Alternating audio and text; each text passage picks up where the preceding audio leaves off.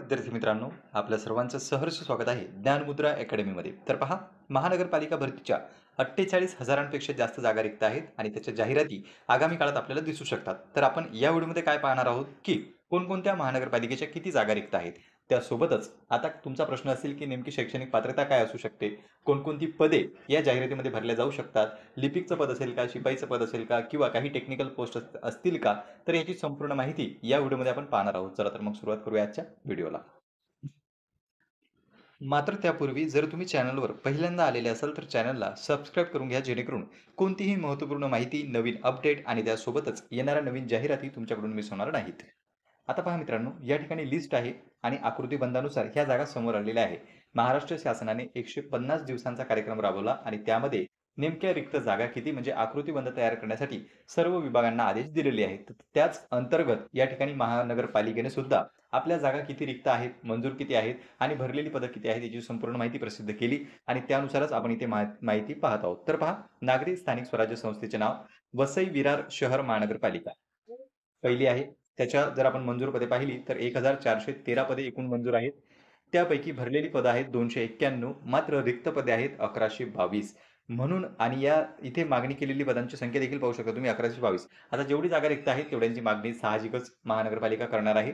पण सरकार तेवढी पदं भरते का? हा सुद्धा प्रश्न आहे. पण किमान जरी तुम्ही 50% पदभरती करायची म्हटली तरी देखील 1122 पैकी 600 पदं भरल्या जाऊ शकतात जवळपास. म्हणजे 500 ते 600 पदं या ठिकाणी आपल्याला दिसू शकतात फक्त वसई विरार शहर महानगरपालिकेमध्ये. नंतर भिवंडी, निजामपूर शहर महानगरपालिका इथे 3,734 पदे मंजूर आहेत. भरलेली पदं आहेत 3,244, रिक्त पदे आहेत 490.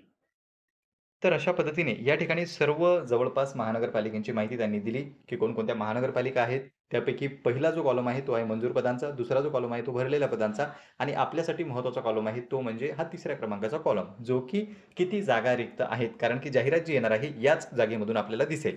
तर अशा पद्धतीने तुम्ही याचा स्क्रीनशॉट घेऊ शकता. कोणत्या महानगरपालिकेच्या क्षेत्रामध्ये तुम्ही जर येत असाल, तर त्यासाठी इथे तुम्हाला रिक्त जागा किती आहे त्याची माहिती कळणार आहे. एकूण जागा जर पाहिल्या तर 48,680 जागा रिक्त आहेत. मंजूर पदे तर या ठिकाणी आहेतच. त्यापैकी भरलेली पदे सुद्धा आहेत. पण आपल्यासाठी महत्त्वाची कोणती आहेत? 48,680 पदे हे रिक्त आहेत आणि त्यापैकी आता किती पदांची जाहिरात येते हे सुद्धा पाहण्यायोग्य राहील, की सरकार किती पदांच्या भरतीसाठी या ठिकाणी जाहिरात काढतं. तर पहा मित्रांनो, इथे आपण आता जागा किती आहेत, मंजूर किती आहेत ही संपूर्ण माहिती पाहिली.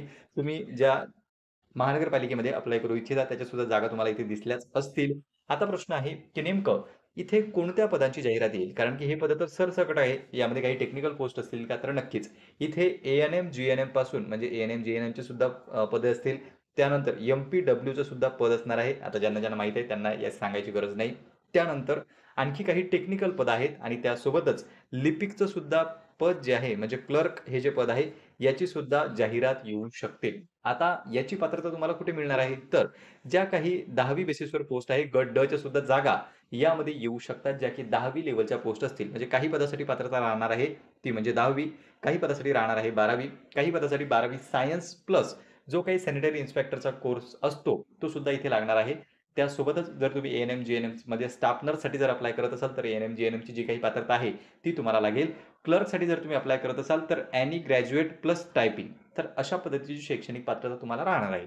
ज्यांना सविस्तर पदं पाहायची आहे, की नेमकं पद कोणतं? त्यासाठी पूर्ण सविस्तररित्या पात्रता काय असू शकते? तर त्यांनी गेल्या 2 जाहिराती आल्या, मग ती कल्याण डोंबिवली असो किंवा नवी मुंबई महानगरपालिका असो. तर यामधील जे काही पदं आहेत किंवा जी काही पात्रता आहे, ती तुम्ही ॲज अ रेफरन्स म्हणून वापरू शकता आणि आगामी काळात ह्या ज्या महानगरपालिका आहेत यांच्या जाहिराती येतील, तर त्यामध्ये सुद्धा कारण की हे पहा कल्याण डोंबिवली महानगरपालिका याची जाहिरात ऑलरेडी आलेली आहे. ती तुम्ही पाहू शकता.